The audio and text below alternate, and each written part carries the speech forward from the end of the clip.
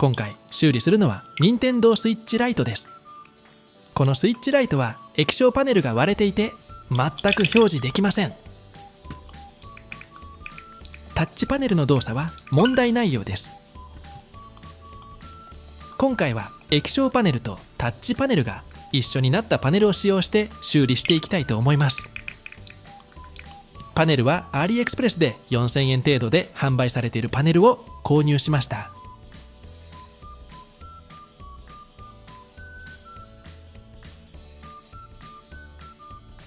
スイッチ裏面は4箇所の Y ネジで固定されています。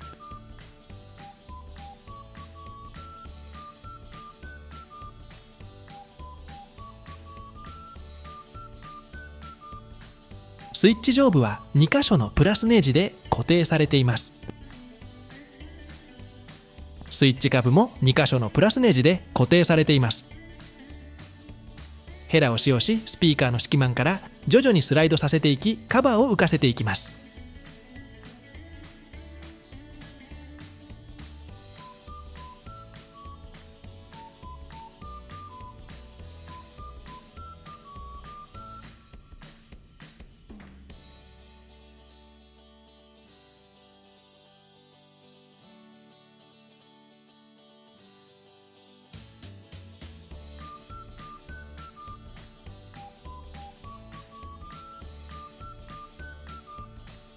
スイッチの上の部分はボタン類があるので、カバの取り外しはとても硬いです。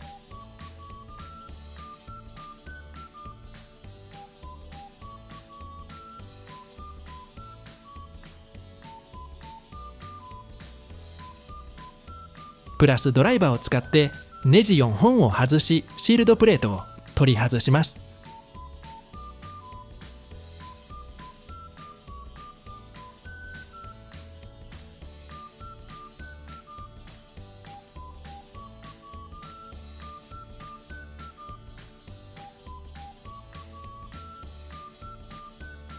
フラットケーブルのロックを外し、ケーブルを外します。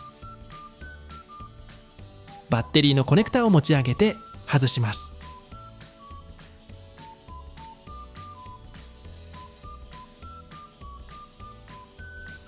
プラスドライバーを使ってヒートシンクを固定しているネジ3本を外します。ヒートシンクを取り外します。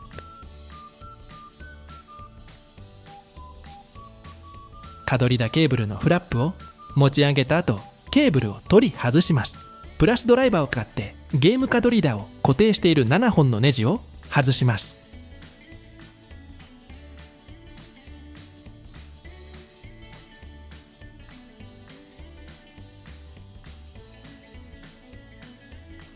ゲーム角リーダーを取り外します。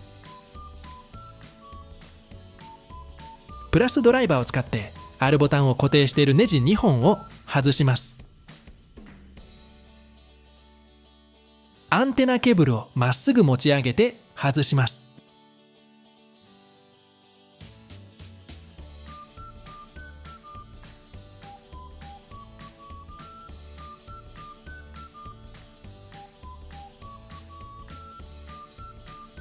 ファンケーブルのフラップを持ち上げ、ケーブルを取り外します。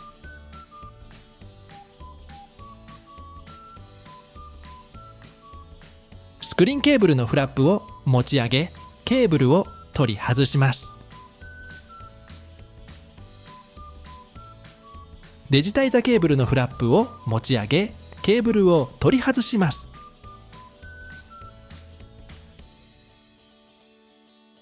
左ジョイコンケーブルのフラップを持ち上げ、ケーブルを取り外します。スピーカーケーブルをまっすぐ持ち上げて外します。スピーカーを固定しているネジ1本を取り外し、スピーカーを取り外します。マザーボード接続ケーブルのフラップを持ち上げ、ケーブルを取り外します。スクリーンケーブルと音量ケーブルのフラップを持ち上げ、ケーブルを取り外します。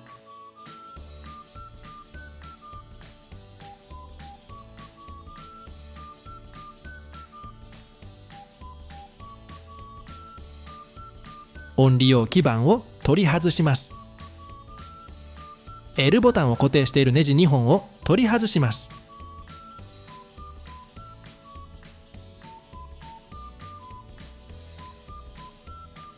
右ジョイコンスティックケーブルのフラッツピューを持ち上げ、ケーブルを取り外します。マザーボードを固定しているネジ6本を取り外します。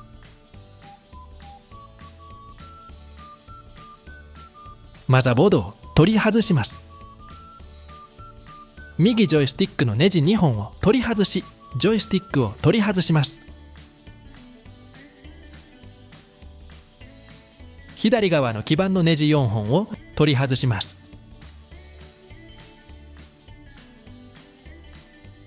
左ジョイスティックのネジ2本を取り外し、ジョイスティックを取り外します。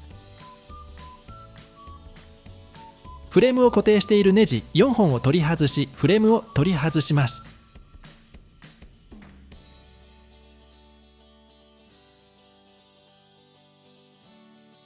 すべてのボタンを外します。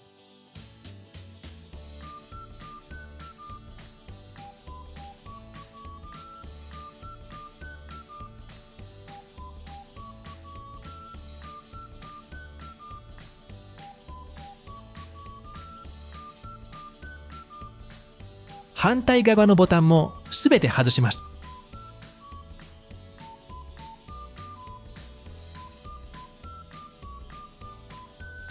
ヒートガンでフレーム部分を温め、両面テープの粘着力を弱めます。フレームと液晶パネルの間にヘラを差し込み、浮かせます。再度フレーム部分を温め、ヘラを差し込み、浮かせていきます。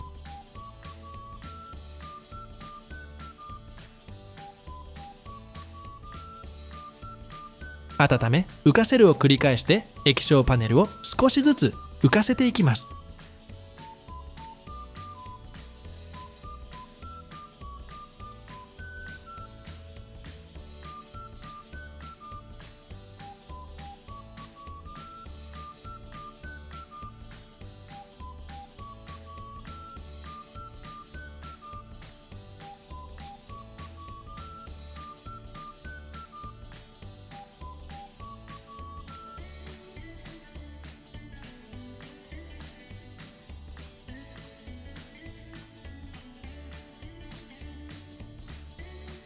パネルを固定している両面テープは再利用したいので残すようにします。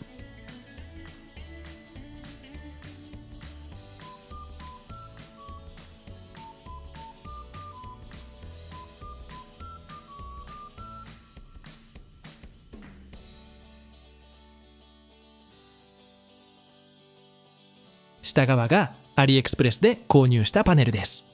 外観は純正品と同じですが、裏面は違っていました。それではパーネルの取り付けです。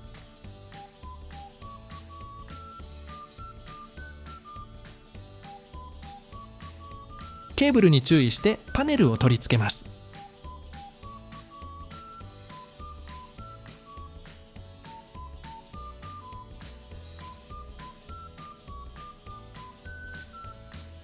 純正カバーの色とマッチしていて、特に違和感は感じられませんでした。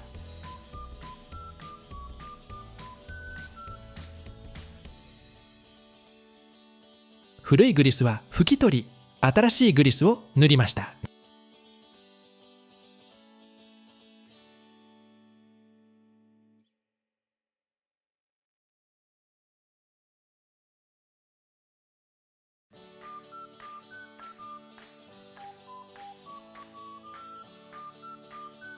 それでは電源を入れてみます。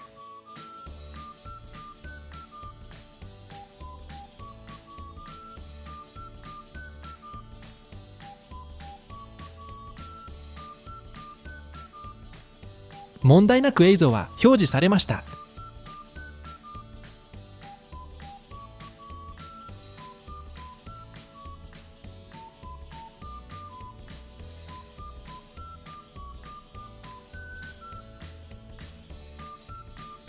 スティックの動作確認です。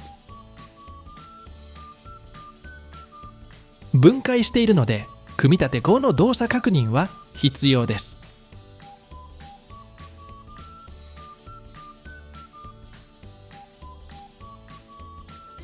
タッチパネルの確認です。タッチパネルの動作も問題ありませんでした。パネル交換の注意点をまとめました。1、組み込み縫いのパネルを購入する。液晶パネルとタッチパネルが一緒になっているパネルの購入をお勧めします。液晶パネルとタッチパネルの分離はとても難しく、タッチパネルを損傷させてしまう可能性があるからです。液晶パネルとタッチパネルは強力な両面テープで固定されています。両面テープが強力なのでヘラに力がかかり、タッチパネルを損傷させてしまいます。2番、パネルを十分に温めてから取り外します。パネルを取り外す時は十分にパネルを温めてからヘラを差し込んでください。温めが不十分だとヘラが刃に入らず、フレームを傷つける可能性があります。一発目のヘラの差し込みは特に硬いので何回も温める必要があります。マリオオデッセイで動作確認です。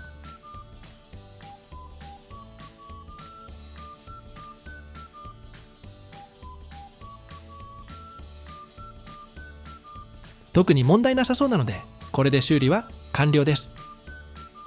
皆さんもスイッチライトの液晶交換にチャレンジしてみてはいかがでしょうか。それではご視聴ありがとうございました。